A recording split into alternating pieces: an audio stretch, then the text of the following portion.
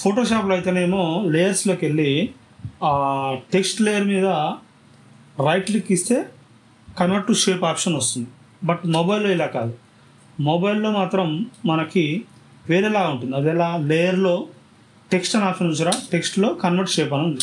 So మనం convert shape అన్నాక చూడండి ఆ టెక్స్ట్ మీద బ్లూ లైన్స్ లాగా కనిపిస్తుంది.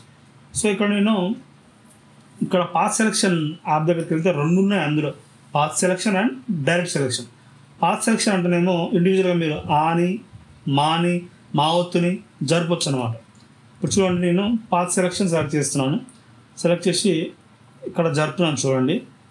పట్టుకొని జరుపుతూ అన్నీ సెలెక్ట్ అయ్యాయి చూసారా.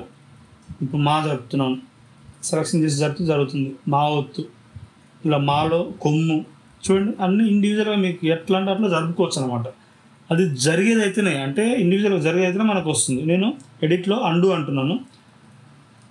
అండు అన్నాక మనం పాత్ సెలెక్షన్తో చూసాం కదా. ఇప్పుడు డైరెక్ట్ సెలెక్షన్ సెలెక్ట్ చేసినాక ఇక్కడ చూడండి మీరు అందులో పాయింట్స్ వస్తుంది. ఆ పాయింట్ వరకు సెలెక్ట్ చేసి డ్రాగ్ చేస్తే మనకు అది డ్రాగ్ అయిపోతుంది. చూసారా ఫాంట్ అనేది మనం మార్చేసాం, మనకు నచ్చిన స్టైల్లో మారుస్తున్నాం. చూడండి ఇక్కడ కూడా ఎడ్జ్ డాట్ని సెలెక్ట్ చేశాను. బ్లూ ఏదైతే మీకు కనిపిస్తుందో అది సెలెక్షన్లో ఉంది, దాన్ని పట్టుకొని నేను గుంజుతున్నాను అంతే. ఇక్కడ చూడండి ఇక్కడ బాక్స్లో గుంజి ఆ రెండు సెలెక్ట్ చేసి గుంజాను. ఇప్పుడు చూడండి అమ్మ అనే ఫాంట్ రవిప్రకాష్ ఫాంట్ ఏ విధంగా మారిపోయిందో. సో ఇలా మనకు నచ్చినట్టుగా మార్చుకోవచ్చు. ఆలో దీనిని పెంచాలనుకుంటున్నాను చూడండి, సెలెక్షన్ చేశాను, గుంజాను. ఎంత ఈజీగా ఫాంట్ అనేది మనకు నచ్చినట్టుగా మారిపోయింది.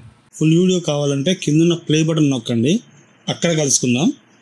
డీటెయిల్డ్గా మీకు కావాల్సిన కంటెంట్ దొరుకుతుంది.